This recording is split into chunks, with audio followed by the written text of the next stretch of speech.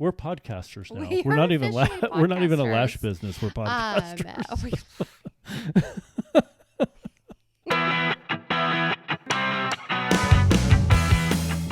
Welcome back to the podcast. Hello. So tonight is going to be a little bit of a journey.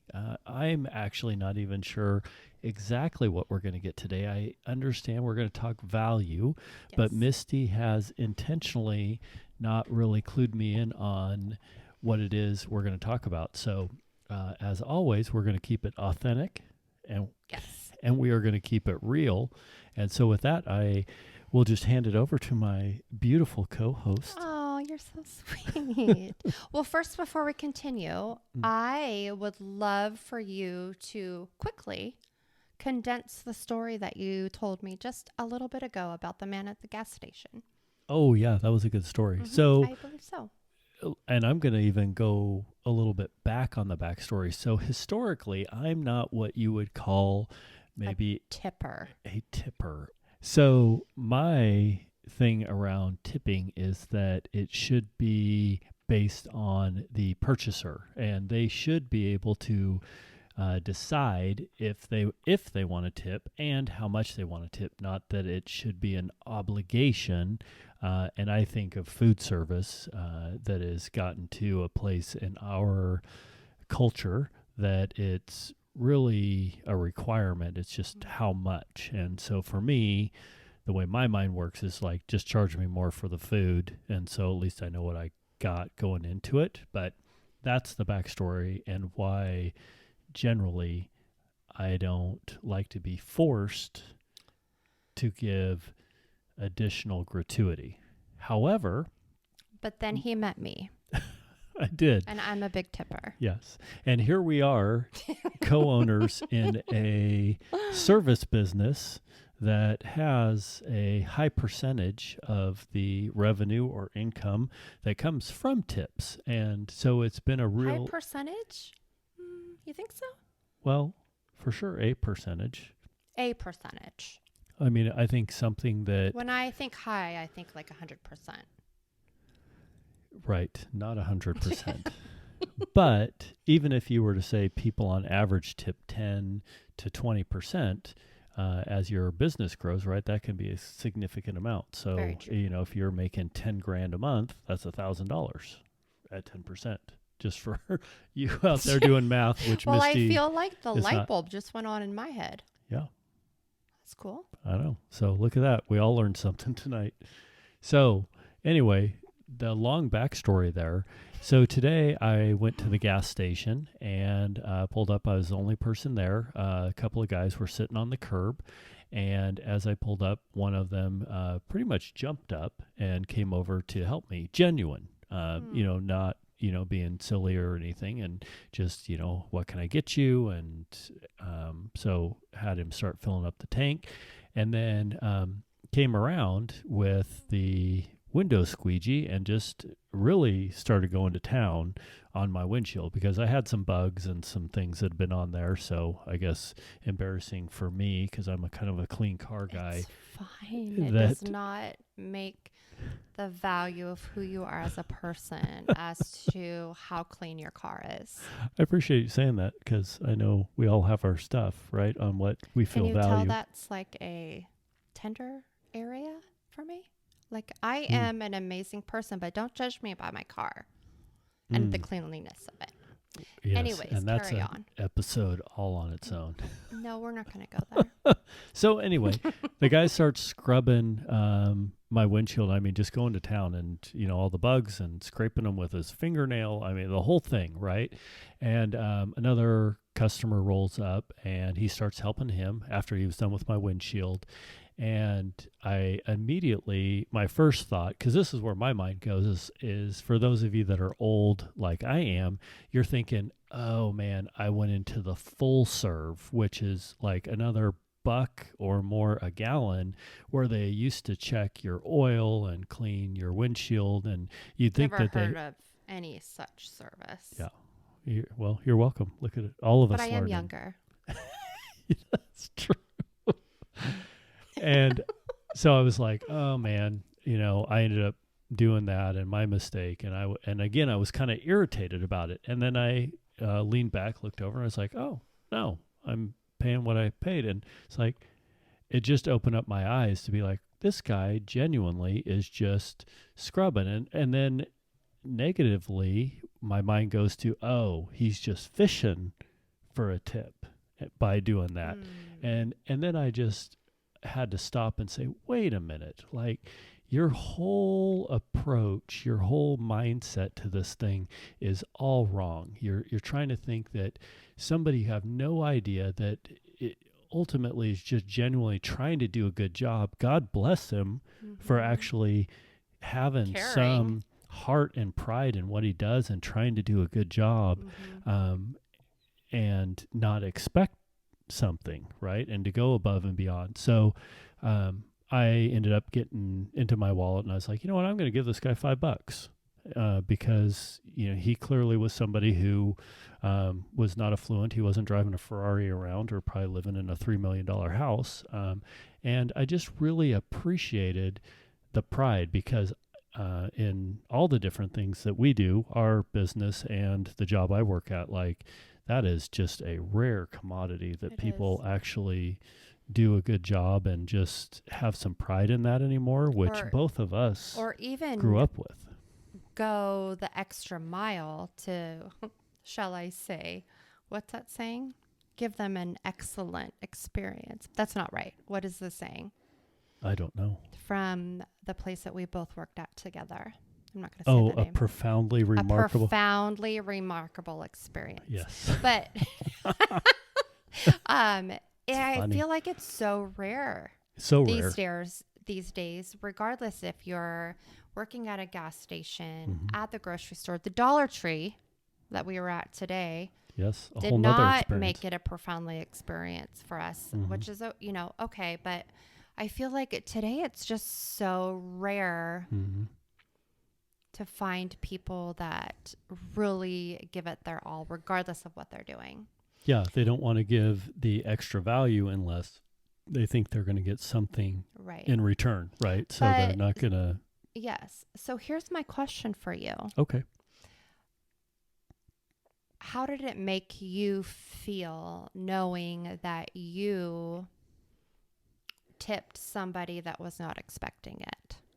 It actually makes you feel amazing. I mean, quite honestly, and I've had that over the years, right? The experience, not just from tipping somebody, but doing something that somebody didn't ask for because they gave, exceptional effort and provided value. And I think it was just a good reminder to ground me back to there are good people out there, right? That are trying to do a good job and trying to over deliver, and comes back to our business that we really want to be that.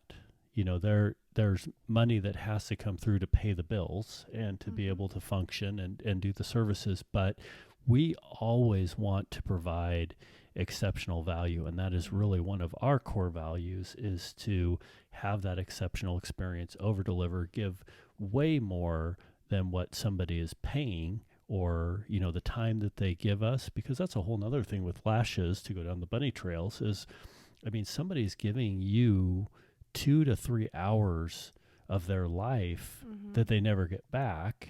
Are you talking about the client or the provider? The client, that they come and lay on your table and do that. Now, just an expectation I think people get to that is like, well, yeah, that's what it takes to do lashes, which it is, but to not be appreciative that somebody is choosing to do that, and not trusting you, and if you're a client that's getting your lashes done, you're in a very vulnerable position. Very. Speaking of that, not funny story. Last week, the fire alarm went off while I was lashing this sweet client of mine.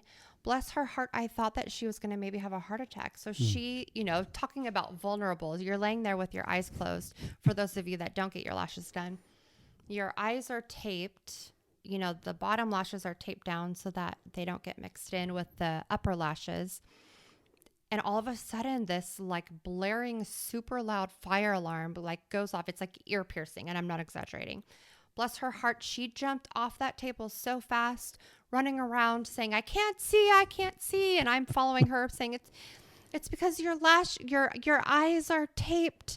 Like, so I'm trying to remove the tape so this sweet woman can see as the fire alarm is going off.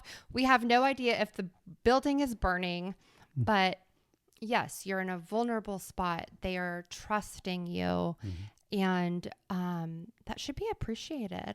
It should.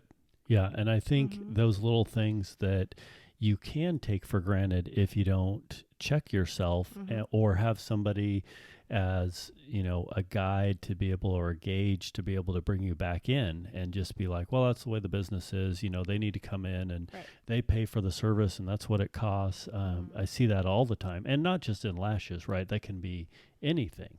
And that we have to really appreciate people are making a choice, right? They're making a choice to come see you versus all the hundreds of other options just in our area, let alone thousands across the country. But it's important too not to be kind, not to be thoughtful just because of the money.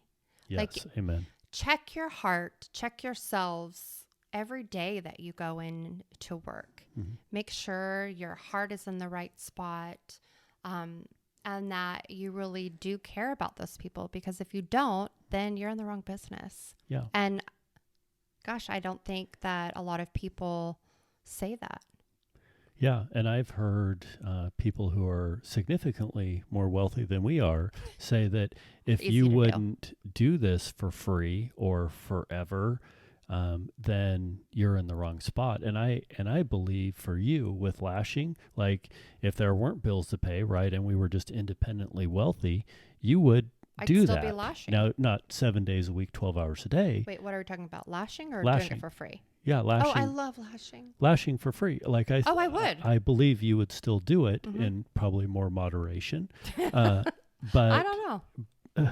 Yeah, well, that's true. Lashing is my therapy as well as my client's therapy. Yeah, actually, that's a good point. So I think just knowing that you would do it, and that is what clients and people see and they feel, and you can't, well, I know we're not good enough fakers to be able to I don't know, trick people into thinking that we care. But that's where, things really change, whatever your business is. And if, you're out making blankets for somebody or washing cars or whatever it is, but if it's something that you think you would do if you didn't have to, like, you are really in the right place, and people feel that, and that's where that customer service and that experience for them goes to another level, because they can feel how much you care, and that, again, it's not about the money, but that you care about them and you respect the choice that they made to choose you and spend that time with you and invest that time in you. And for those that have been with us for the past, is this episode 7? I don't know. It's like we're just 7 or 8. We're just veterans now. We just do this. We're podcasters now. We're not even we're not even a lash business. We're podcasters. So, if you've been on this journey with us, or you know us personally, or you're a client of mine, or you know Todd, you know that Todd is the realistic one. I'm not the crazy one. It's funny. No, I'm the crazy one. And I own it. And we're both the funny one. No, right? I'm more it's funny debatable. than you are. Oh. But you are the realistic one, the factual one. Maybe. You run off of data and spreadsheets and facts and experience. I run solely on emotions. And Starbucks. And feelings. But that's okay. So when I heard that story of that man today, when you gave him that money, I was very proud of you. I know. I knew you would be. I was very proud of you. And I knew that it would bless you, and that makes me really happy. But I also knew that that moment was going to be a moment that older man is never going to forget. That one time that he ran out and he did his full job and he scrubbed all the nasty ass bugs off your window, which no judgment. Yeah. Because I've got the bugs too. And then you did something above and beyond that you didn't need to do, That I and that didn't have most to. people at a gas station don't do. And No. I just really want to encourage people to, so today's going to be a session on feelings, because feelings and emotions are valuable. And we have promised to always be authentic and to bring you value. And right? before we get off of the story, and I'm kind of curious too, like, what did you see emotions and feelings or from me telling you the story? Like, did you see the normal Todd telling you a story? Did you see a change of emotion and I excitement? did. So, as most of you that are my clients know, that I am what they call an empath. Did I say that correctly? An Empath. An Yes. empath. And it's mainly been since my divorce, not from you, obviously, because we're not divorced, Thank goodness. but from my We still got it. ex-husband. I feel like the Lord has really enhanced or brightened that in me. And so I really am very in tune with people's emotions and their facial expressions. And you were so proud of yourself. And your eyes got bigger. Yeah. Like it was almost like, and this analogy just came to me, like if you were a child and you were playing in a basketball game and you never were able to make that shot. And you came home and you were telling the story. You're like, Mom, I made the shot and it felt so good. Yeah. And I think that's what I saw. Yeah. And I think that's what we have to be mindful of, not losing as we get older. Because I won't speak for you. Older and more successful even. I think people can lose that being, the more successful you are. Well, yeah, I think you can lose perspective. You can lose appreciation, feeling gratitude. And I know that's something I always try to ground myself back to, and I'm sure I can do a better job. But really, on the hard days, right? It's like, gosh, why can't I be where, the Joneses are? Or, gosh, we've worked so hard and it's our time. And, we've been doing this 2 years and why aren't we here?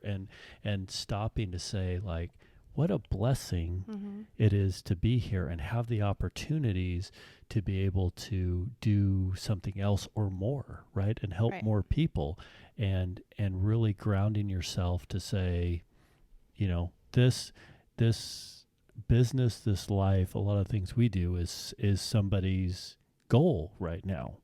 And to keep that in perspective. And it doesn't mean you stop and are satisfied. And I always hear that, like, you're always grateful or appreciative, but not satisfied, because I think, again, for us, we feel like we have more to give to people, like we haven't even scratched the surface.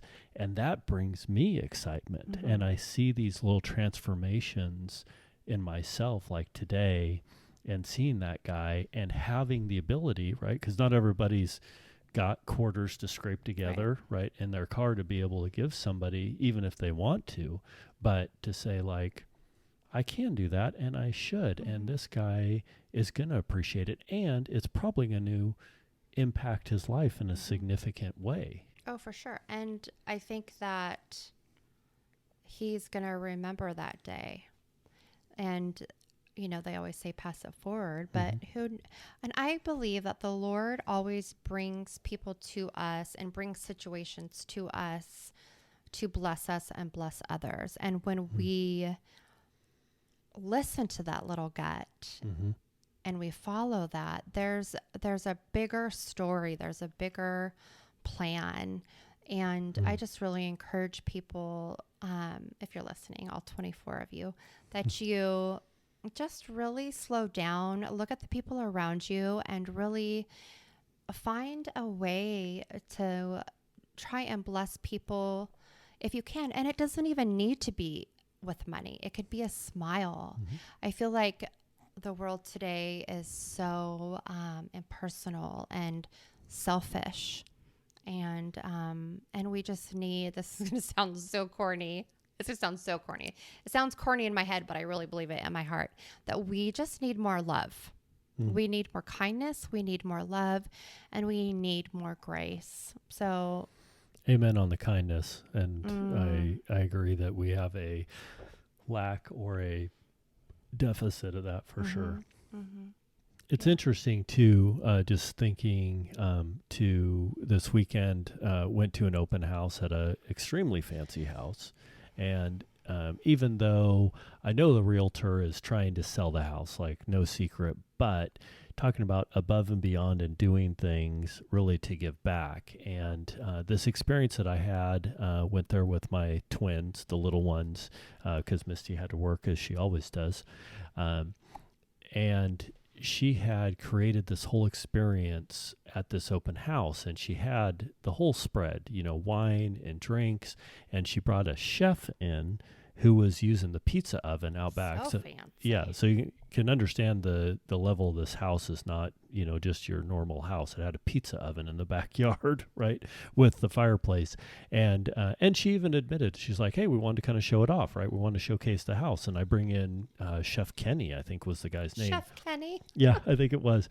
And I think the guy even was a chef for like some of the Trailblazers, if you follow professional basketball. So the guy was no slouch. He knew his stuff, and he'd made like pasta, and then he made these pizza breads, and she had like truffles and the whole thing. And she was just so kind and gracious. And again, I know she's doing her job. She's trying to sell a house, but there was no expectation. I mean, I'm sure if we were going to buy the house, she'd be we'd glad get and grateful. Even more chocolate truffles. Even more chocolate. But she was just so kind. And to the kids who, usually with her friends who were there, she had, recruited some of her other realtor friends, and they were drinking wine and telling stories. But they were just so gracious and inclusive. Do you remember the name of the company? Not off the give her top. a shout out. I know I should. Yeah. I can't remember, but I know I have her card. Next time. We will. Yes. But just, again, to go to that level above and beyond and the kindness and no expectation. I mean, she genuinely had a heart, and was so kind to the kids, and, was giving them, again, drinks and truffles and pizza and all those things. And Man, I really missed out. You did. That was the best open house I've I've ever been to. But I think I was busy getting my nails done. Maybe. But, oh my gosh, customer service is so important to your business. Yeah. Oh, I know. Totally switched. It's nail people, and I am very particular about my nail people. No. I am. It's a true story. Any self-care services, if we're being honest. Yeah. But I think you're not alone. I mean, I think anybody who gets Lash's nails, get their hair done, Botox, whatever, like they're like, that's very important that it's done a certain way, and there's a certain experience. Yes. But I feel like, okay, so I've been to many nail people. And Misty hasn't gotten Botox yet. I'm sure it's on the list, but it's coming up. I just threw that up. Threw that out there. It's coming out. Oh my gosh, we should videotape it. We could do a live Botox thing. We sure Anyways, squirrel brain, reining it in. Nice work. I know, pat myself on the back. The experience, customer service, means more to me than the job. I mean, I would be really annoyed if my nails lifted all the time, like after a week, but I would still go back if I still experience the amazing customer service that I am experiencing at this nail place that I go to. Yesterday, while you were busy eating pizza and truffles and pizza it's my bread, self-care. Come on. I was having a very intimate moment with my nail lady and her sister. We were crying. All three of us were crying. Well, give a little bit of backstory. sharing 'Cause- pictures. Well, they, well, oh, no, like backstory, like backpack. Like wasn't just a chance. You know these no. gals. So, yes, I moved to Portland in 1998. Mm-hmm. Um, I'm going to not continue down that road of negativity, but I am here. I've been here since 1998. Mm-hmm. And I went to this nail place like probably in the year 2000. Mm-hmm. And so I went there, loved them. Kim and Mindy. Mindy does amazing pedicures. Hit me up if you need an amazing pedicure place in the Milwaukee, Southeast Portland area. Oh. Amazing. Kim does my nails. She's amazing. She's sweet. She's caring. But then something happened where my nail lady left. They're kind of really private, culture. Mm-hmm. And so they just told me that she went back to Vietnam. So I didn't know. So then since then I've been like rotating nail people. My great friends took me to this place to get my pedicure before we got married. Mm-hmm. I went to that same place. It has You're a new welcome. name. And oh my goodness, there was Kim and Mindy. They're back. And did they remember you They remembered me. after? They remembered almost a decade. that I had 2 boys. They asked me how my husband was, and I said, let's not talk about that. It doesn't matter. Anyways, they remembered me, and they remembered that I had children after probably a good 10 years. Yeah. They recognized me, and they hugged me, and They knew that you had been going through some challenges. yes, from social media somehow. And I don't even know how, but it doesn't matter. The hug and the greeting and the relationship, Like family. family that was built. And I had an amazing fella that did my nails really good, right? Yeah, Like Brian is the I man. was like, Yeah. I'm never going anywhere else. But I had this experience with these people, this relationship that is so important, and I trust her, and my nails could fall off tomorrow, but I do not care. I will be back because of that relationship, Yeah, because exactly. she genuinely shared concern and sorrow and happiness when I told her that I found the most amazing man, and because of that, I will go back every single time. Well, and that it just, again, speaking with business, right, is that it almost has to be personal, right? You have to get invested in your client in a service industry Yes. like Lashes, since that's what we do. And especially when there are so many lash artists, they're popping up everywhere. Yeah. Yeah. And, You have to set yourself apart from everyone else, but be genuine about it. yeah, you can't be a commodity because, and you start fighting on price and a better discount and, we give you this, that you will lose every time, and you'll end up actually grenading your business. You have to provide more value and that connection and remembering. And I know one of the tips, people have talked about to remember things about your clients, like if they have, their son or daughter's getting married or graduating from college, they'll even keep a little journal. Yes, that's exactly what my dad did. That's what my dad taught me what to do. Remember their birthday. And back in the day, my dad delivered Wonder Bread. Do you remember Wonder Bread? Like the white with the amazing. Yeah. I actually have a jacket. No, my ex-husband stole that jacket. I used to have a Wonder Bread, oh gosh, what are those jackets called? Members only jackets, but it was a Wonder Bread version. It was white, had all the polka dots, and it said Wonder Bread on the back. So I grew up in a family that was where my father did customer service, and it was all customer service. And he taught me from the very beginning, build that relationship with the people that you're servicing. Remember, and it was coming from him, remember their wives' names, their birthdays, the trips that they're going on. If they're having surgeries, it's amazing. And then he would go back to his little Wonder Bread truck, and he had the old school little notebooks and pen. and he would write it down, write down their name or the new people that he met at the grocery stores that he would deliver the bread to. And he has always taught me that makes people feel good. It makes them feel special. Yeah. And to expound on that, you have to do it because you care, not just because, again, you're trying to get the money, Right. or you're trying to do it because we told you, or you heard it from, somebody who's, super successful. Like, it has to be from a place from your heart that you care, and that you actually care about your clients and you want to connect with them. And just because you're not Rain Man and you can remember it, again, you can journal, and that doesn't mean that it's phony. Don't whip or it's out not your funny. notebook when you're walking in. Hey, Jim, how was your gallbladder surgery? Tuesday? Yeah, you don't want to do that. No, that might be tacky, but I mean, to a certain degree, the fact that they saw that you cared to write it down.